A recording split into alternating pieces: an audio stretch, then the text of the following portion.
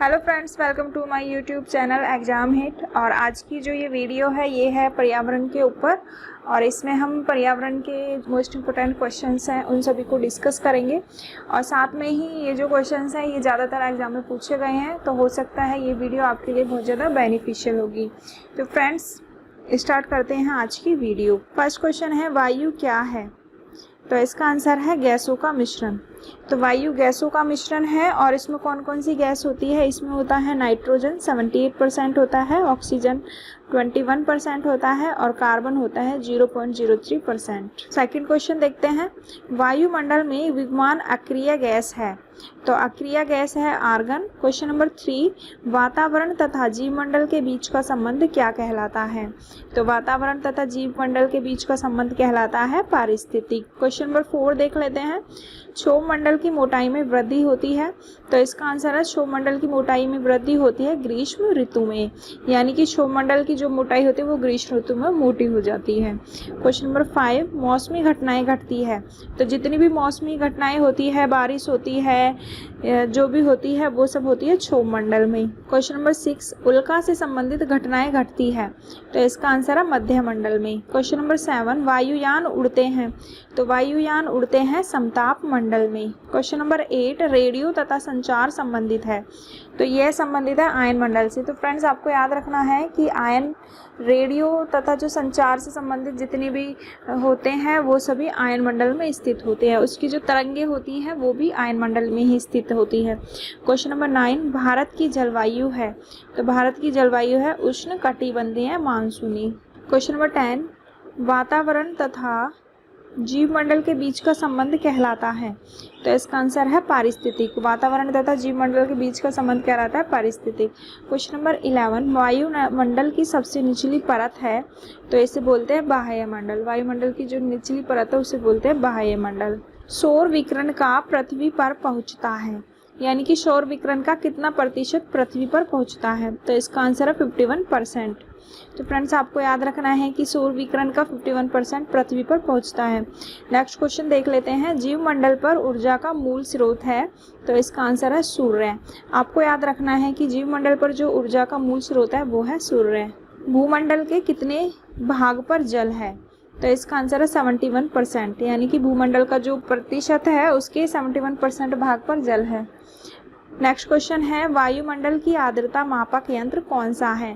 तो इसका आंसर है हाइग्रोमीटर। हाइग्रोमीटर के द्वारा ही वायुमंडल की आर्द्रता मापी जाती है। क्वेश्चन नंबर 16, वायु में जल की उपस्थिति कहलाती है आर्द्रता।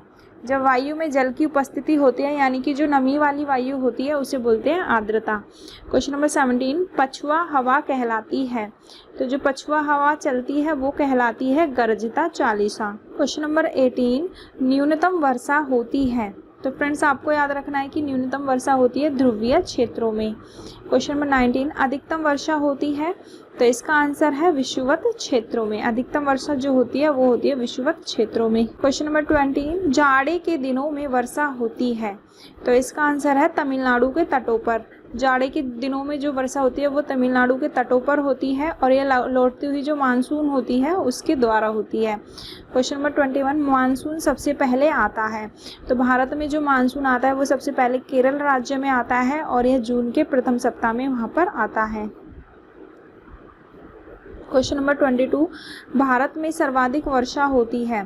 तो इसका आंसर है दक्षिण पश्चिमी मानसून के द्वारा। वैसे तो भारत में जो सबसे ज़्यादा बारिश वाला जो स्थान है वो है मासिन राव, लेकिन यहाँ इसमें पूछा गया है कि भारत में सर्वाधिक वर्षा जो कौन से मानसून के द्वारा होती है, तो वो होती है दक्षिण पश्चिम मानसून के द्वारा। क्वेश्चन नंबर 23, ओजोन परत नापने की इकाई है। तो ओजोन परत नापने की इकाई है डाप्सन। क्वेश्चन नंबर 24, सूर्य से आने वाली पराबैंगनी किरणों को अवशोषित करता है। तो इसका आंसर है ओजोन परत।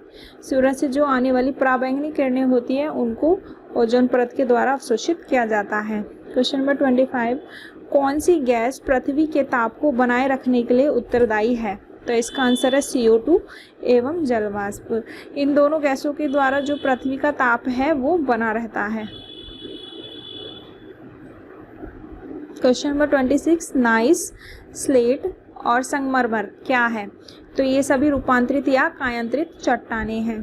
क्वेश्चन नंबर 27, शैल, चूना पत्थर और और कोयला है, तो ये है अवसादी चट्टानें। नेक्स्ट क्वेश्चन देखते हैं, जल राशि का स्वच्छ जल भाग है, तो इसका आंसर है 2.5%। यानी कि पृथ्वी पर जो संपूर्ण जल का जितना भी भाग है उसमें से जो स्वच्छ जल है, पीने योग्य जो जल है, वो है 2.5%। क्वेश्चन नंबर 29, सर्वाधिक लवणता वाली झील कौन सी है, तो इसका आंसर है सर्वाधिक लवणता वाली झील है वान झील, जो कि तुर्की में स्थित है। महासागरों की औसत गहराई कितनी है, तो इसका आंसर है 4000 मीटर। महासागरों की जो औसत गहराई होती है वो होती है 4000 मीटर।